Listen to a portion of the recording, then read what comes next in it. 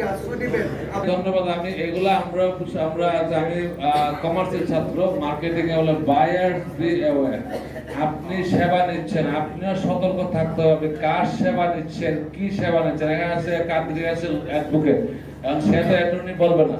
আপনারা যদি অ্যাটর্নি মনে করে তার কাছে যান, ইটস আপ টু ইউ। তারা কিন্তু লিখে না যে তারা লয়ার। আপনারা যখন অ্যাডভোকেশন নিয়ে যান, বায়ার্স দেবেন, আপনারা যখন সার্ভিসটা নেবেন, আপনারাই বুঝতে হবে কার থেকে নিচ্ছেন।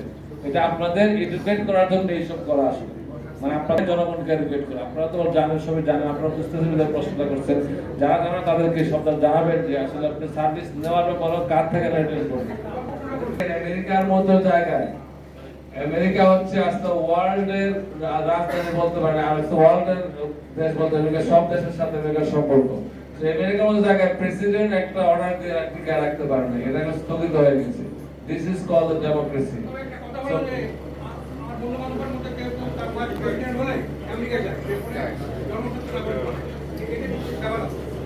ধন্যবাদ। উনি বোঝা যাচ্ছে রিপাবলিকান পার্টির সমর্থক। বুঝতে পারছি, সমস্যা নাই। Trump is doing his job. আমরা সরকারের বিরুদ্ধে কোনো কথা বলছি না। আমি সবসময় বলছি, আইন যখন দেশে যে আইন হয় সেই আইনটা আপনি মানতে বাধ্য। এটা ইসলামও বলে, যে কোন দেশে বলে, যখন দেশে যে সে আইন মানতে বাধ্য, ভালো খারাপ হোক। এটা জন্মস্থানে অনেকে যায়, যাওয়ার পরে করে কি প্রেগনেন্ট অবস্থায় চলে যায়। এখনো কিন্তু এটা হচ্ছে, এটা থামবে না। কিন্তু তাদের যে আরেকটা জিনিস আপনাকে সতর্ক করছি, আপনাকে সতর্ক করে দিচ্ছি, যদি কেউ এখান থেকে প্রেগনেন্ট হয়ে আমেরিকাতে যায়, যাওয়ার পরে সে যদি পাবলিক বেনিফিট নেয়, তখন পরের বার তার আর টুরিস্ট রিনিউ হচ্ছে না, কারণ সে সরকারের সাহায্য দিচ্ছে। আপনারা যখন টুরিস্টে যান, তখন দেখান যে আপনি দেখায় যে আমরা অনেক বড় লোক, দেশে বাড়ি আছে, গাড়ি আছে, দেশে চাকরি আছে, দেশ থেকে যাওয়ার পর দেশ থেকে আমি ঘুরেই চলে আসবো, মাত্র আমেরিকা থাকে না, কেউ থাকে না। কিন্তু যাওয়ার পরে দেখা যায় সে গরিব হয়ে যায়। এখন সরকারি চাকরি, এখন আমাদের সরকারি ফ্রি দেয়, চিকিৎসা ফ্রি নেই, আপনি কেন নেবেন? এই কাজটা যদি ফিউচার বেনিফিট নেওয়ার চেষ্টা থাকে, ইমিডিয়েট চেষ্টা থাকে, এই কাজটা করবেন না। এটা আপনার মরালেও যায় না, আবার এটা আপনার মানে ইমিগ্রেশন ল তো এটা অ্যালাউ করে। কোনো প্রভাব পড়বে না, পড়ছে না। যারা অ্যাপ্লাই করেছিল ভাই বোনের জন্য, যাদের পেন্ডিং আছে, এটা কাজ চলতেছে, এটা থেমে থাকে না। এটা আপনি যদি ফলো করেন, এভরি উইকে দেখবেন ডেফিনেটলি আগাচ্ছে। কিন্তু হ্যাঁ, তারা ডকুমেন্ট, এখন তারা ডকুমেন্ট খুব বেশি ভাবে নিখুঁত পরীক্ষা নিরীক্ষা করবে। কারণ আপনারা জানেন বাংলাদেশে অনেক কিছু কাগজপত্র বানানো খুবই সম্ভব, যেটা আমেরিকা ওদেরকে বিশ্বাস করেছে এবং করে আসছে। কিন্তু এই কাগজগুলো তারা এখন একটু বেশি করে পরীক্ষা নিরীক্ষা করবে, কাগজগুলো ঠিক আছে কিনা। যদি একজন বলে তার বাবাকে নিয়ে, বাবাদের সন্তান ডকুমেন্ট, তারপর ডকুমেন্টের কাগজ নাই, কোন কাগজ বানাইছে 50 বছর পরে, তখন কি হবে? সন্দেহটা থেকে যায় আর কি। এগুলা এখনো পেন্ডিং, কোন সমস্যা হয় নাই। তবে আপনারা সবাইকে বলবো, আপনারা যে ডকুমেন্ট জমা দিবেন অবশ্যই অথেন্টিক হতে হবে, এবং আপনারা পরীক্ষা নিরীক্ষা করে দেবেন। ভুল কোনো তথ্য কোথাও দেবেন না।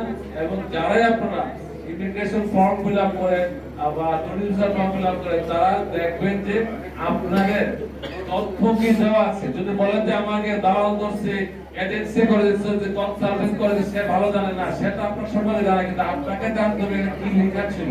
আপনি এয়ারপোর্টে যখন জিজ্ঞেস করবে তুমি কোন কবিলা লেখাবার, তোমার ব্যবসা প্রতিষ্ঠানে বলতে না বলে, তারা কিন্তু আপনাকে বের করে দেবে। আর বের করে দেওয়াটা খারাপ না, যদি অ্যারেস্ট করে তখন খারাপ। আমি বলি এই ক্ষেত্রে, আমি টিভিতে যখন লাইভ শো বলি, বাংলাদেশ থেকে যারা আমেরিকা যায়, বাংলাদেশ সরকারের কোন তথ্য নাই কয়জন যাচ্ছে আমেরিকাতে, কয়টা পাস করে আমেরিকা যাচ্ছে, কোন তথ্য নাই। বাংলাদেশ সরকারের তথ্য আছে, মিডল ইস্ট থেকে তাদের কাছে তথ্য আছে, কিন্তু আমেরিকা যারা যায় সরকারি কোনো অনুমোদন লাগে না। এজন্য বাংলাদেশ সরকারের তথ্য নাই, আমেরিকা সরকারের কাছে তথ্যটা ফাইল না করলে আমেরিকায় বুঝবে না বাকি বাংলাদেশ আসছে হিসাবে আমেরিকা রাখে না। তো যারা ফাইল করছে তাদেরটা বোঝা যায় যে তারা কত সংখ্যা আছে এখানে। আর যারা অবৈধ, যারা ওদের একটা সংখ্যা মনে আসছিল যে তারা অবৈধ করে কি, যারা আপনার ফাইল করে আসলে তখন আনরেজিস্টার্ড কান্ট্রি, সেই ক্ষেত্রে একটা মাধ্যমে তারা পরিসংখ্যাতে হয়তো কয়েক হাজারের মতো ছিল, এটা প্রত্যেকে আসছে 8,000 9,000 মতো ছিল, যারা রিপোর্ট হয়ে গেছিল।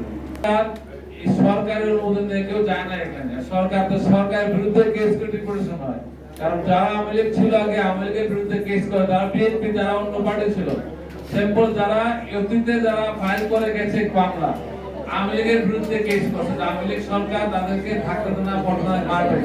এখন তারা ঝুঁকির মধ্যে, কারণ তাদের তো আওয়ামী লীগ ক্ষমতা নাই। আওয়ামী লীগ নাই যে দেশে শান্তি বিরাজ করে, এখন ডক্টর ইউনূসের দেশ শান্তির দেশ, তাদেরকে এখন বলবো দেশের দেশ নিয়ে চলে।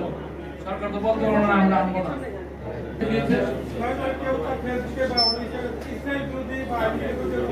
খুব গুরুত্বপূর্ণ প্রশ্ন, আমি নাম নিয়ে বলতে চাচ্ছি না, খুব গুরুত্বপূর্ণ প্রশ্ন। আপনার ফেসবুক দেখা হয় কিনা? হ্যাঁ, আমেরিকান ইমিগ্রেশন আইস আপনার ফেসবুক দেখতে পারে, কারণ আপনি একটা দেশে যাচ্ছেন, তার দেশ সম্পর্কে আপনার ধারণা কি ভেরি ইম্পর্টেন্ট।